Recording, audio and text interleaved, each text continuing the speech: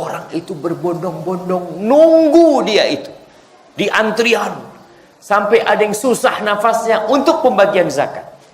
Tapi kenapa untuk Lailatul Qadar yang lebih baik dari 1000 bulan, kok tidak ngantri untuk mendapatkan hal itu? Dia bertemu, tahu-tahu ada anak muda dengan pakaian yang indah, kelihatan tanda-tanda kebaikan, dia pakai jenggot ya. Dia menjumpai Syekh. Kata, "Assalamualaikum Syekh." "Syekh, kau masih ingat sama aku?" "Siapa ya?" kata Syekh. "Kau ingat ketika malam 27 Ramadan, ketika kita bersama beberapa pemuda yang nyetel musik itu, lalu kau datang, kau lalu mengingatkan aku." Subhanallah Syekh, mulai malam itu aku tinggalkan semua. Aku terus baca doa itu. Jibril Radio, 24 jam nonstop, dengerin kajian tanpa ribet. Rasulullah SAW ketika berbincang tentang Lailatul Qadar. Lailatul Qadar apa artinya? Malam itu keutamaannya. Artinya apa? Lailah itu artinya malam, Al-Qadar itu artinya kemuliaan atau ketentuan. Jadi Lailatul Qadar disebut malam kemuliaan karena memang Allah memberikan sebuah bonus yang gak kebayang oleh umat manusia. Antum gak kebayang tuh. Anda sering ingatkan kalau bicara THR aja. THR itu gaji berapa bulan? Tambahan gaji 1 bulan. Ingat, hanya tambahan 1 bulan. Orang itu begitu semangat dan bahagianya. Tiap hari tanya, "Mas, THR udah turun belum?" "Belum. Insya Allah hari Sabtu depan." "Oh ya." Sabtu dicek di rekening belum datang. "Mas, belum datang." THR Senin, insya Allah. Orang cari itu THR dan dia semangat. Padahal THR itu hanya gaji 1 bulan, gaji ke-13. Tapi kenapa dengan gaji 1000 bulan? Kalau kita hitung dunia, Lailatul Qadar itu lebih baik dari 1000 bulan. Untuk bayangkan orang kalau dapat gaji 1000 bulan, habis lebaran masih kerja nggak? Pensiun maksudnya, saya sudah pensiun. Gaji 1000 bulan itu 83 tahun. Bayangkan anak umurnya mungkin sampai 83 tahun kayak. Itu lebih baik dari 1000 bulan. Dan banyak dari kalangan umat Islam yang kurang bersemangat untuk meraih Lailatul Qadar. Ini di beberapa tempat ya. Di sebagian tempat semangat. Kalau kita lihat Masjidil Haram, Masjid Nabawi, Masya Allah, malam-malam ganjil itu full. Tapi di beberapa tempat seperti di negeri kita, malam-malam ganjil itu ya kayaknya ada tambahan jamaah. Di mal-mal itu tambah penuh jamaah. Nah, entah mungkin masalahnya tetap yang berulang kali kita sampaikan, masalahnya itu masalah pemahaman, masalah ilmu. Mereka tidak menghargai Lailatul Qadar. Yang mereka cari di 10 hari terakhir ini apa? Apa? Persiapan lebaran. Baju baru, horden baru, apalagi cat baru, pagar. "Mas, pagar kok kayaknya belum dicat ya?" "Ya, besok kita panggil tukang cat." "Oh, udah bagus." Jadi dunia aja yang dipikir. Padahal puncak dari ibadah Ramadan kita ini 10 hari terakhir. Dan Nabi SAW mengatakan, "Taharraw Lailatul Qadri fil ashril awakhir min Ramadan." Kalian cari Lailatul Qadar itu di 10 hari akhir dari Ramadan. Kemudian beliau menjelaskan dengan lebih jelasnya lagi. Taharraw Lailatul Qadri fil awtari min ashril awakhir min Ramadan. Di malam-malam ganjil. Khususnya di 7 malam terakhir. Nabi menyatakan dalam sebuah sabdanya sallallahu alaihi wasallam, "Fa in ajiza ahadukum aw dha'ufa fala yughlabanna fi sab'il bawaqi." Kalau seorang di antara kalian males, lemah, mungkin karena sakit, capek, maka jangan sampai terkalahkan di 7 malam yang tersisa. Jadi semakin mendekat ke Idul Fitr, itu harapan semakin besar. Bisa jadi malam ini malam Lailatul Qadar. Maka kita udah tahu tuh, kajian-kajian udah sampaikan tentang apa yang harus dilakukan di malam Lailatul Qadar. Tapi ingat, banyak-banyak berdoa. Kurangi ngobrol. Banyak-banyak berdoa. Rasulullah sallallahu alaihi wasallam mengatakan, a'jazun nas man ajiza 'anid du'a wa abkhalun nas man bakhila bis salam. Orang yang paling lemah adalah orang yang paling tidak bisa berdoa. Banyak wallahi. Karena kalau udah ketemu jemaah haji, jemaah umrah itu, mereka ketakutan mau pulang. Kenapa? Karena takut dimintain doa. Orang kalau pulang haji kan dimintain doa. Ustaz, gimana saya mau mendoakan? Seharusnya doa ini adalah nafas seorang mukmin. Ketika bingung berdoa, ya karena memang sehari-hari jarang berdoa berarti dia. Sebagian kita terbiasa mengaminkan. Nah, ada waktu-waktu tertentu kita disyariatkan mengaminkan. Ketika doa khutbah Jumat kita aminkan. Ada panggilan masuk. Insya Allah. Ketika kunut kita mengaminkan. Tapi ada waktu-waktu sendiri kita yang minta. Allah mengatakan, ud'uni astajib lakum. Kalian minta sama aku, pasti dikabulin. Sekarang kalau sudah ada jaminan dikabulkan, kenapa kita nggak minta? Malu kadang-kadang kita ini jamaah. Ana merasakan ketika kita jadi mahasiswa. Allahu Akbar. Kita jadi mahasiswa yang serba pas-pasan hidupnya. Di bulan Ramadan ini biasanya ada pembagian tunjangan. Zakat atau apa. Allah ada ingat sama sahib ana. Yuk berangkat. Di sana ada pembagian gitu kan. Berangkat, kita ngantri ya ma. Banyak yang ngantri. Setelah sampai bagian kita udah habis duitnya. Oh. Artinya kita berharap gitu loh jamaah. Kenapa kita nggak berharap sama Allah? Sama Allah kok nggak kayak sampai kayak gitu tuh? Nggak sampai kayak gitu. Dan kita lihat di negeri kita banyak pembagian zakat memakan korban. Ya nggak banyak sih, beberapa gitu. Padahal yang dibagikan cuma 20.000. Orang itu berbondong-bondong nunggu dia itu di antrian sampai ada yang susah nafasnya untuk pembagian zakat. Tapi kenapa untuk Lailatul Qadar yang lebih baik dari 1000 bulan kok tidak ngantri untuk mendapatkan hal itu? Aisyah radhiyallahu taala anha bertanya kepada Rasul sallallahu alaihi wasallam, "Ya Rasulullah, ara'aita in alimtu ayyu lailatin lailatul qadri? Madza aqulu fiha?" Wahai Rasulullah alaihi salatu wassalam, apa yang harus aku lakukan? Kasih tahu aku. Kalau aku dapat Lailatul Qadar itu, aku tahu nih malam kayaknya Lailatul Qadar nih. Apa yang aku baca ketika itu? Apa yang dibaca? Allahumma innaka afuwun tuhibbul afwa fa'fu anni. Ini mulai sekarang nih, sambil nunggu berbuka. Banyak tuh baca Allahumma innaka afuwun tuhibbul afwa fa'fu anni. Habis maghrib sambil nunggu tarawih baca terus Allahumma innaka afuwun tuhibbul afwa fa'fu anni. Karena Lailatul Qadar itu bermula dari kapan? Laila itu mulainya dari kapan? Dari terbit tenggelamnya sampai kapan? Hatta matla'il fajr. Sampai terbitnya fajar. Jadi malam itu dihidupkan. Tentunya di sepertiga malam akhir harapannya lebih besar.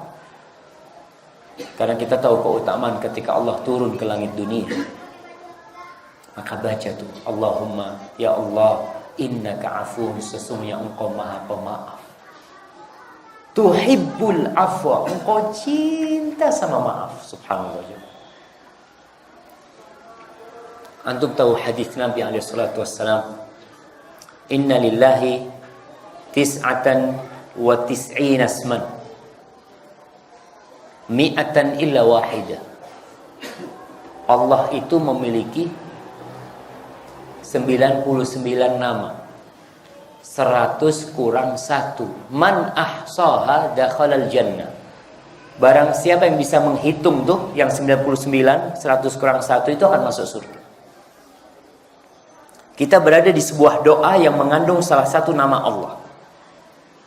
Kita mengatakan Allahumma innaka afuun. Ya Allah, engkau maha pemaaf. Tuhibbul afwa. Kita sebutkan Allah cinta dengan maaf. Ini sifat Allah Subhanahu wa taala. Fa'fu anni, maafkan hamba ya Allah. Maafkan aku ya Allah. Baik, berkaitan dengan hadis tadi, yang bisa menghitung 99 nama ini akan masuk surga. Apa makna menghitungnya? Ada 4 tingkatan menghitung asma Allah al-husna.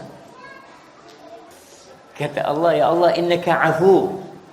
Afan, 4 tingkatan itu. Tingkatan yang pertama dari menghitung asma Allah al-husna, yang pelakunya akan masuk surga, yang pertama menghafalnya. Menghafalnya aja. Kita hafal wallahu alladzi la ilaha illa huwal malikul quddusus salamul mu'minul muhaiminul azizul jabbarul mutakabbir. Kita baca nama-nama Allah 99. Kita hafal itu. Ini tingkatan yang pertama. Menghafal tanpa memahami. Paham? Belum, cuma hafal. Ini biasanya tingkatannya siapa? Tingkatannya anak-anak. Anak-anak itu kan cuma, ya dia umur dia itu hanya bisa digunakan untuk menghafal. Belum bisa dia memahami, belum. Makanya pendidikan di masa kecil itu basicnya hafalan. Dia nggak paham artinya nggak apa-apa, yang penting hafal dulu nih. Alhamdulillah anak kita sudah hafal tuh umpamanya. Yang kedua, tingkatan kedua, memahami artinya. Kita tahu artinya sudah. Oh, afu itu artinya maha pemaaf. Mulai ada pemahaman. Naik lagi tingkatan ketiga, berdoa dengannya. Ya Razzaq, Allah tuh maha pemberi rizki ya. Ya Razzaq, aku minta rizki. Wahai Allah yang memberikan rizki kepada Sulaiman. Wahai Allah yang menurunkan hujan. Wahai Allah yang maha pemberi rizki, aku minta rizki dari engkau ya Allah. Ini tingkatan yang ketiga. Tingkatan yang keempat apa? Beribadah dengan kandungan makna ayat itu. Udah sampai tingkatan beribadah aja. Artinya gerak-gerik kita, perilaku kita itu sudah bercermin kepada nama-nama Allah itu. Umpamanya nama Allah Basir, Allah maha melihat.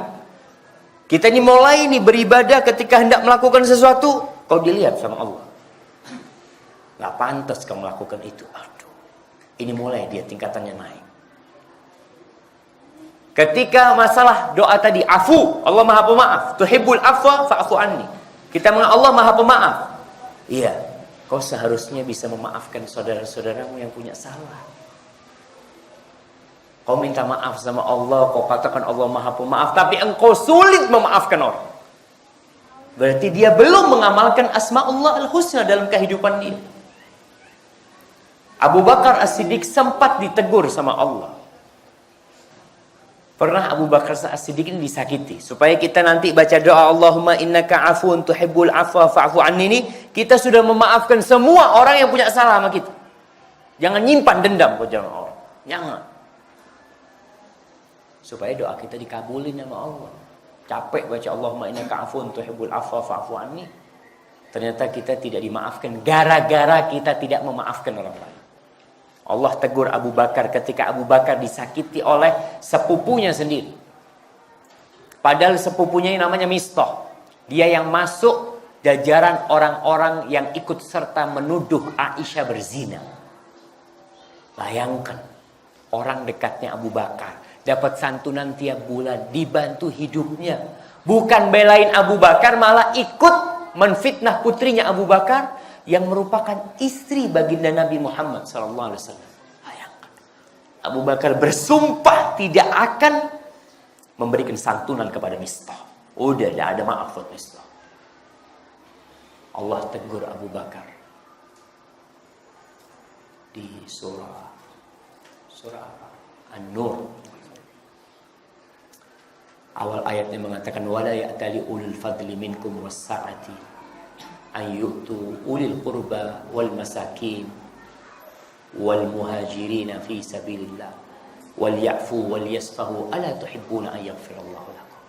Hendaklah orang itu yang dikasih kelebihan rezeki, diberi kemuliaan sama Allah, tidak bersumpah untuk tidak berbagi kepada kerabat mereka, kepada orang miskin dan kepada orang-orang muhajirin. Mistah ini dia termasuk sahabat Nabi yang miskin, termasuk yang hijrah, dan termasuk kerabatnya Abu Bakar. Maka Allah katakan wal ya'fu wal yasfahu. Hendaklah mereka memaafkan dan melupakan kesalahannya. Udah. Ala tuhibbuna ayyafirullah. Apa kalian gak ingin diampuni sama Allah? Kalian gak ingin. Makanya antum ketika baca doa itu, jangan sok suci.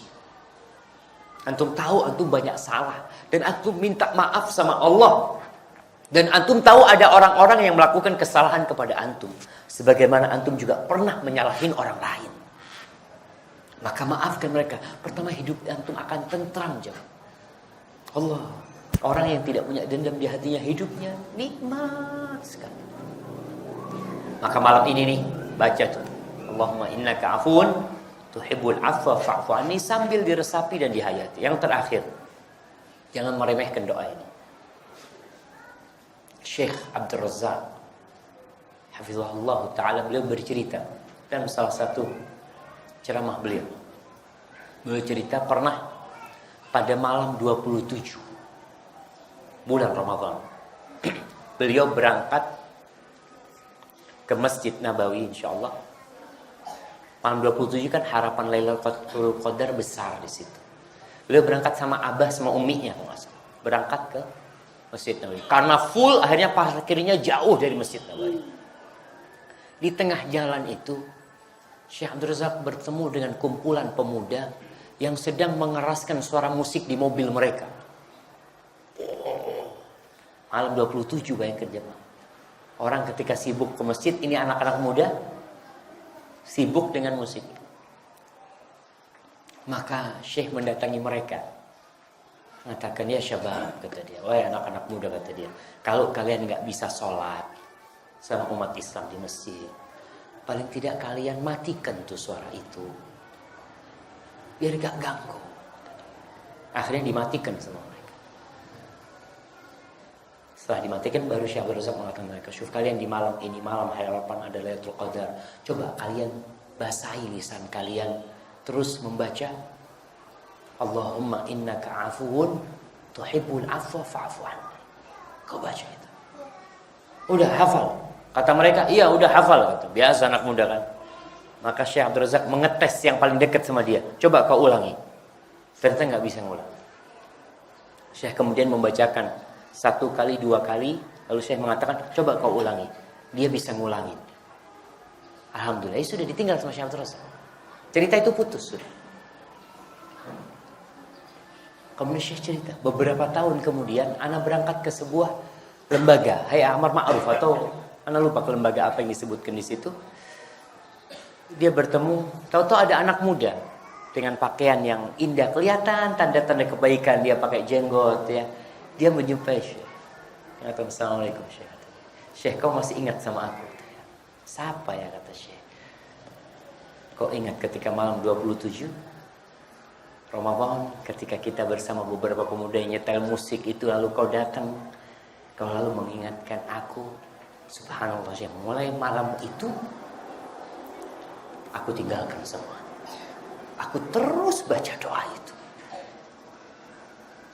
Ini termasuk orang yang mendapatkan Lailatul Qadar. Bayangkan, dia nggak di masjid, dia baca tuh doa.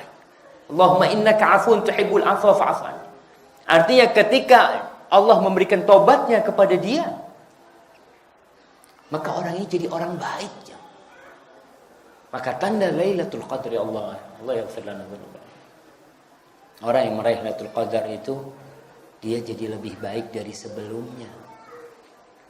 Dan kita kesempatan nih doa kaum muslimin yang mungkin terikat pekerjaan. Ustaz, ana terus terang harus shift malam di kerjaan dia.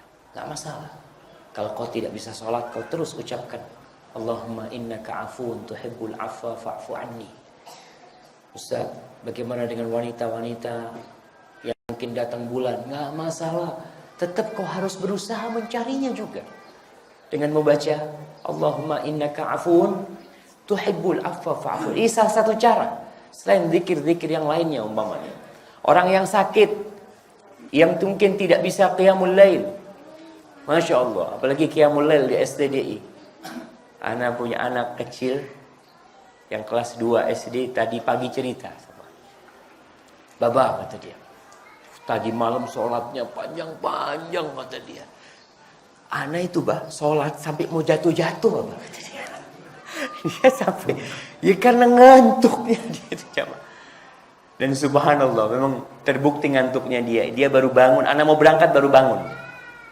Dibangunnya susah kata dia, kayak ada lemnya matanya itu. Kata, iya. Dan kalau anak kecil nggak masalah. Ini bapaknya ada lemnya sama ibunya. Bangun ketika azan. Habis tarawih tidur, bangun kapan? Allah, nggak sahur gitu. Subhanallah. Maka berusaha manfaatkan waktu ini yang tidak qiyamul lail. Artinya karena beberapa alasan. Ya, karena tadi dia kerja, dia datang bulan, dia sakit, tapi lisannya tetap mengatakan Allahumma innaka afuun tuhibbul afwa fa'fu anna. Dan kita nih yang sedang puasa itu punya doa mustajab. Maka tutup kajian ini antum manfaatkan untuk berdoa sampai berbuka, minta salah satunya rizki supaya dapat kehormatan, kemuliaan Lailatul Qadar. Hadza wallahu a'lam bissawab. Jibril Radio 24 jam nonstop dengerin kajian tanpa ribet.